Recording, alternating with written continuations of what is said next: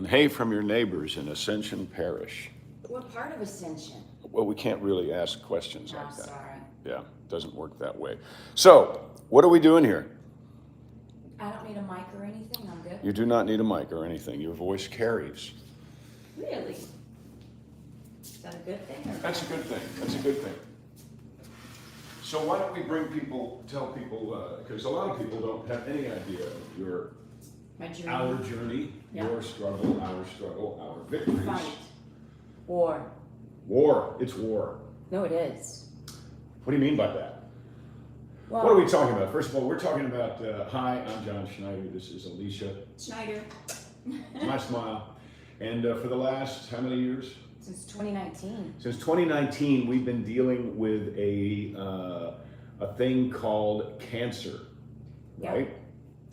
And we've been dealing with it very, very successfully, and we have been victorious over it and through it, and have learned an awful lot about what it is, and I think more important, what it's not. Okay, so we can help you navigate the maze. And also, Right. I want to say too is that this is our journey, and this is our experiences, and it's based on our research and choices that we made as a couple. It wasn't me As a doing, team. Yeah, and it was a lot of collaboration, a lot of research, a lot of discussing things, and then sometimes rolling the dice when we really just Quite a bit rolling the dice. nothing else to lose. And I'd like to share with, it's not just cancer. So I was given a diagnosis of stage 4. And so what stage 4 means is that it metastasized outside of its original origin. So my original origin was inside the breast. And I had not only one breast, I had both breasts. Not only was it in both breasts, but it also went onto the bones. So that's what made the house go on fire. That's what makes it stage 4. It's important to know. I'm not sure the difference between 1, 2, and 3. Yeah, I don't know all But about the difference between 3 and 4 is that it has gone elsewhere. Yeah, Okay? That's outside. all that means. It doesn't mean that it's, and I'm not diminishing the importance of that statement, but it means that cancer has Moved. gotten bored where it is and sent out, because it doesn't move, right? It sends things out, because yours was, in our experience is that the root ball of cancer, It's the easiest way to explain it. the host of cancer in Alicia sent out other little roots, kind of like poison ivy, kind of like gardening. Cancer is a lot like gardening, we found out. Mm-hmm.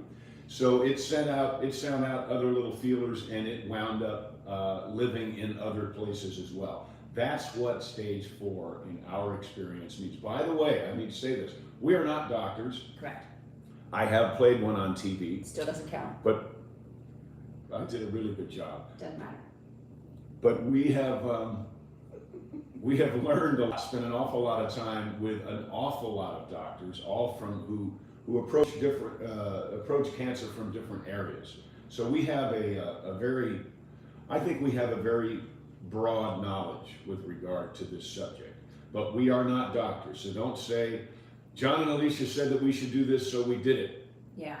All we want you to do is be in charge of your own diagnosis. Okay? Very important. Being in the driver's seat, and that's one of the things that we're going to talk about too, is that when I was first diagnosed, all I had was maybe a couple of relatives that had passed, really like great aunts and great uncles, and not really anyone in my immediate family that passed from cancer. So I knew about it, and I had worked with a lot of clients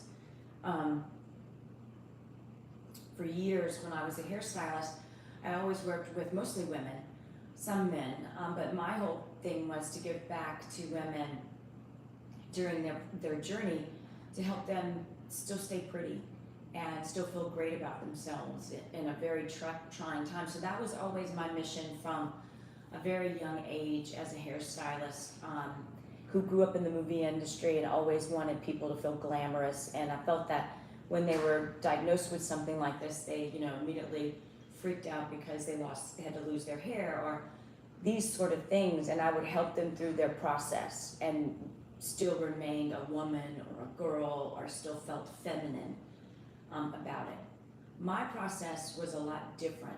You didn't lose your hair. I didn't lose my hair. There were choices that we made that were risk, and I'm glad that we did. Let's go back to day one. So day one, we're starting a movie called Christmas Cars, the very first day, okay? 3 or 4 days prior to that, Alicia had gone to a dermatologist. Wait, hold on. But wait, there's more. Yeah, let's give a little backstory. So that's what I was doing. That was a backstory. Before then, get this out of the way. I don't backstory. have a genetic biomarker for cancer. If I did... What does that mean? So a genetic biomarker, I was about to explain that. So a genetic biomarker says, they run your blood and they say, oh, you have something in your genetic breakdown that you have a propensity or a lean-to towards... Your grandmother had it, your grandfather had it, your father, somebody in your family had it. So of course, it's kind of like heart disease. Right. But my understanding of that... By the way, disease, is dis-ease. Dis-ease. Think about it that way, okay? Dis-ease. And also, if it's hereditary, you have to think about it this way.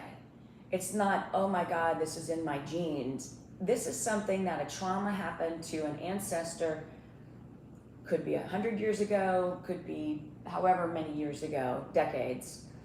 But it's traveled through your family history because of a trauma. So you have a propensity toward that particular dis-ease. Correct. You didn't have that. I did not have a genetic biomarker. I had a self-inflicted reconstruction surgery on a breast augmentation that went really wrong. That's a lot of words there. Yeah. So Alicia had implants done 25 years ago. Yeah. 25 years ago. And what she was told, and this is where you have to be careful about what you're told. She was told that after 20 years you need to have them replaced.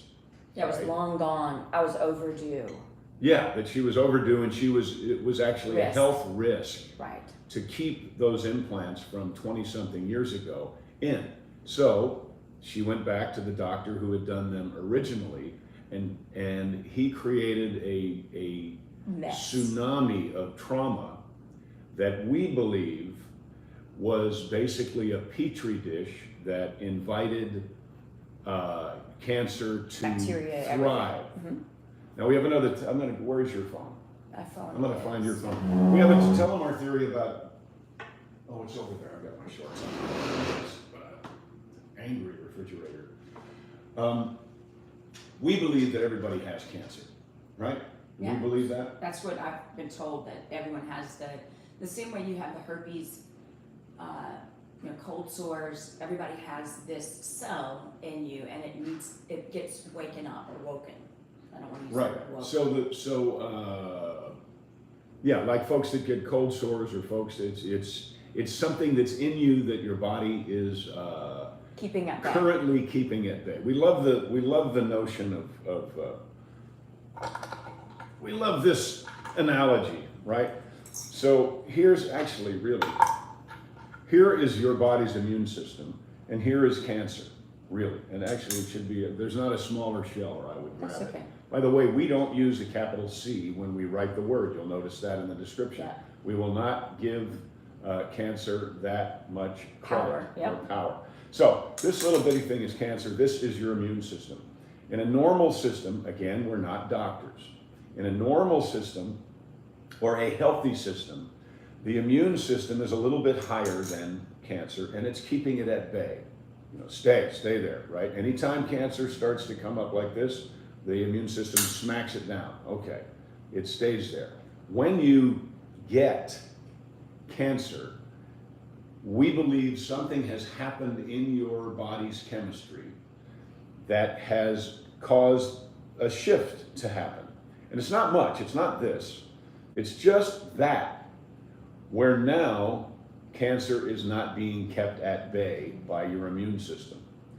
So our theory on this is you need to do two things at the same time. You must do something to weaken that. this cancer, at the same time do something to build up Yep. your immune system. Okay? Pretty simple when you think about it that way. But, real quick, there is no magic pill. And there is Correct. no one way. And it's a lot of work. This is not like us sitting around having cocktails and figuring this out. This is us working our butts off. You read how many books? My gosh. How to Starve Cancer. Everything. Keto for Cancer. I am such a research person. Do you want to finish? And then Yeah, okay. Sorry. So, if you think about it that way, Yeah.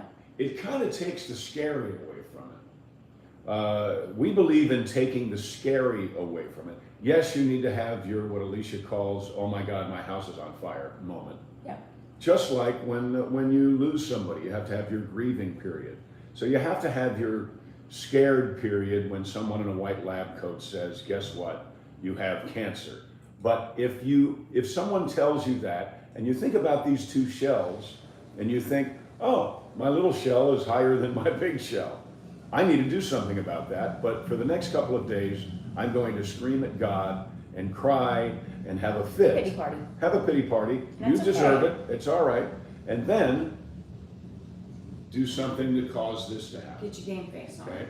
Because if you think, and this is our theory once again, if you think they say we're going to beat cancer, we're going to beat it, we're going to beat it, that means they're going to take this shell and just get rid of it. I personally don't believe that's possible.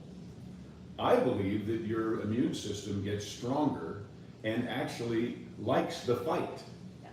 It gets stronger because of the fight. So you're not going to get rid of this, in our opinion, in my opinion. You are just going to keep it like Manage it. a bad dog, right? You stay. You stay. If you start to think about your cancer like that, rather than this big boogeyman that is coming in to kill you, Right. it will help you emotionally, and that will help you be able to fight a better fight. What is your analogy? Well, when I was first diagnosed, I'm not having a fit. That's just, it was that's my little Pac-Man thing. Pac-Man. That was it. I couldn't think of the word. So, I was first diagnosed the day we were shooting. We had done a breast sample. I was still under You did a biopsy. biopsy. We were shooting. That's right. I forgot. Yeah, that was the first day of Christmas Cars. She came back before she called me and said that the test came back, and then she came back right there next to the little pink building and told me Right. it was bad. Yes. We didn't know about this analogy. Well, we didn't know about really anything other than I had stage 4 cancer. And I remember driving, that came from the test. I remember driving And back. basically, they said you had 2 years to live. Correct. 3 years into 3 a years into a 5-year 5-year terminal. term. And I was just about to be 50. That's not something you want to hear just before you start filming a movie. And also about to be 50. We had set our sights on having a birthday year. That's right. You And- still haven't had your birthday. Yeah, we We're still going to do that. Okay. But anyway, did the test. We had ignored the doctor on the phone because I was thinking that they were rescheduling me because it was Memorial Day weekend. She'd ignored the Call back. the dermatologist. The dermatologist was calling back and saying, "This is important. We need to talk to you." And I just No. thought that they were rescheduling because it was Memorial Day weekend, and that was my follow-up appointment. Right. You missed. Yeah. And something told me that, you know what, I should take the call. And the woman was very persistent with me on the phone. And I want to share with that because there's times whenever the doctors and nurses' office are very pushy, and then there's times where it's very laxed, and there's a difference. So that point in time, everyone was pushy and very rushed, which was great and So you need scary. to learn to read the person on the other end of the phone. The So- person, yeah. I was just getting to understand this, so she was pushing for me to come in. I went in. They told me that the sample had come back with the HER2 negative, hormone receptor positive, stage 4.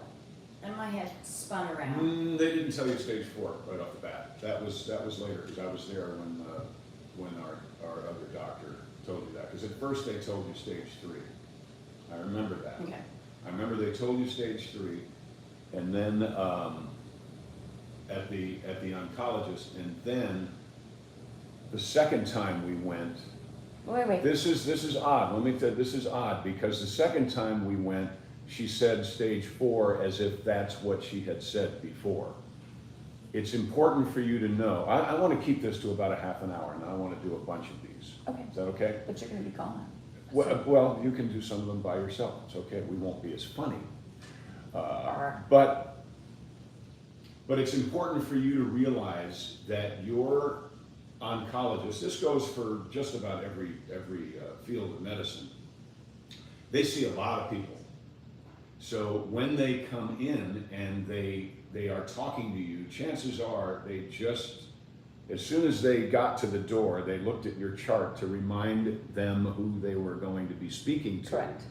And they do speak with an authority that they have learned, but I'm here to tell you, and this is nothing against oncologists or doctors of any kind, they have 1,000 people they're dealing with, and it's impossible, that I will spell with a capital I. It's impossible for them to give you the kind of care and attention that you need in order to survive. And be successful. You must do it, and it's no fault of the oncologist. That's right.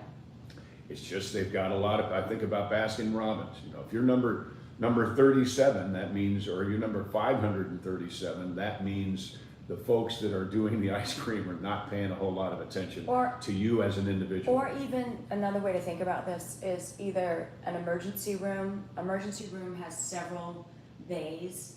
Same way with hairstylists. They have several clients every day, and it takes a while for a stylist to get a personal relationship. That helped you understand this whole thing, didn't it? Correct. Explain that to them. So for me, when I had clients, you know, I would always try to figure out my way to engage and have a personal relationship with my client. It's the same with the doctor.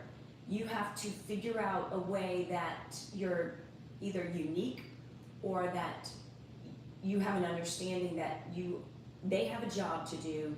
Their job is to do a standard of care, and then your job is to try and not take up so much time, but also ask smart questions. So go in there informed with questions and agendas and stuff like that. So for me, as a stylist, I would see, 20 clients a day, 5-6 days a week.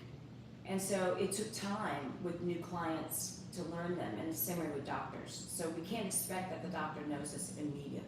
Right. And right. And also they're dealing with an illness, not someone's hair. They're dealing with a dis-ease. Well, you're dealing with the hair that's malfunctioned too, and it's chemical. Very much. She would tell me, someone would come into her, or we'd be somewhere, and she'd say that person needs more something in their diet, or that person needs to be careful because I think they have, by nature of the condition of their hair. Yeah. Is it thin? Is it? Well, there's certain patterns and stuff. But Yeah. that's I do want to. The next time we talk, I do want to talk about standard of care. Okay. Right. I want to talk about standard of care. So, if you are someone who has been diagnosed with cancer, if you are someone who, right after we watched this, we certainly didn't expect that to happen. If you are someone who is on that journey, we want you to know that you can be victorious. We want you to know that you have a position in it. It's called the driver's seat. That's what Alicia came up with. You must be in the driver's seat. But you need to be, and I'll share this, you have to be educated. And so the only way you can get educated is knowledge is power. You have to do research. And don't just do research on, the search engine, the first few. Like really dig deep and ask different questions in the search engines so that you can get different perspectives. And you don't want just one perspective. You want several different perspectives of worst case scenarios, best case scenarios. And then kind of keep a journal or a cheat sheet on that kind of stuff. So that way you can start making better decisions. Like for me, it was immediately off the bat, let's finish this up with finishing up how we got diagnosed so quickly. So I'm driving back home and I'm calling John and I'm upset. And I tell him that they're diagnosing me with cancer. In my mind, I'm thinking I'm healthy, there's something wrong, it's gotta be scar tissue, there's gotta be, because I've just gone through all this trauma with the breast augmentations that went poor. And on the other line, the hospital was calling me to rush me in to get a mammogram, and then if I didn't do well on the mammogram, a sonogram, and then if the sonogram didn't give them enough, then we were gonna do a biopsy, and if the biopsy didn't do enough, we we're gonna do the PET scan. So we did all of those things while filming Christmas cards. a movie, and no one knew. It was No, only just us. We was one. We had a couple of friends, strong. yeah, that we had told that because one day John couldn't. John would figure out how to shoot the day and go to the doctor with me. So that was our deal: is that you have to figure out who the person is going to be the advocate, and you really have to have that rock, because when you go through this sort of traumatic diagnosis, you're only hearing probably every 3 words. And it's great to have a person there to be able to listen to things that you may not be hearing because you're digesting so quickly. And we also recorded. Yeah. We recorded the sessions with the doctor, which I think is important because then you can go back over them. I'm not sure that we actually did go back. Maybe one time we went back I over think them. a couple times In the very beginning. In the very beginning. But it's important. You are not a flea on the end of a dog's tail that's kind of being thrown around everywhere. You feel like that at first, but then you have got to say, okay, this is my job.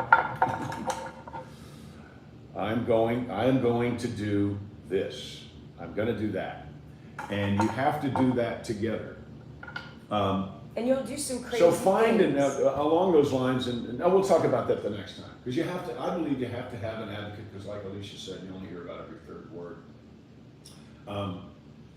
And we realize there are people out there who don't have this, Yep. right? Who don't have this. Well, you have a friend, right? You have a friend somewhere, and if you don't have a friend, for God's sake, go get one. Right. Also, if not, get involved with your church. And there are groups here on YouTube. There are groups on Facebook, just where you can share there's a lot of power in sharing this experience Yep. with someone, because it's funny. You're often stronger when you're helping someone else than you are when you're trying to help yourself. So let's get to the pity party stuff, and then let's. okay, get to the. I'm going to go make sure it's we're still alive. Go for it. So, after we got through all of the things, including the PET scan, it was, for me, a hard pill to swallow, because I had finally met the love of my life, and life was going great. We had gone through floods, we had gone through traumatic breast recovery, and we were starting to hit a stride. We were about to enter the 50th birthday year celebration. I went to jail. John went to jail, that's right. Drama. Anyway, I stayed up for, I think, a couple of nights boohoo crying. And you have to get that out. You have to cry, you have to be angry, you have to curse, you have to do why now. You have to do all of those things. Why now? Why me? Why? Right? Why now? Why me? Why God? Right? And you have to. Because if not, you're never going to get beyond that. And that has to be something that you do it and then put it away somewhere. And that's compartmentalized. And because if you don't do that, it's always going to come to you. And it's like, this is not about that. Right? Now the job is to get the shift. How do I strengthen my DNA? And how do I rebuild me to get it to where it will fight Your immune system. Yeah. better How do you build your immune system? than any pill that they're going to give you? And I do think that you have to have the system, but you also have to get your house in order. And in order for you to go to war, and this is a very simple thing, whether you believe in the Old Testament or the New, or you believe in art of war, before you go off to war, you have to get your house together. You can't leave your house in shambles. Well, it's the same thing. Your house, your temple is this. So we have to get this together in order to fight whatever disease you have going on. And that's the most important thing. And Right. right.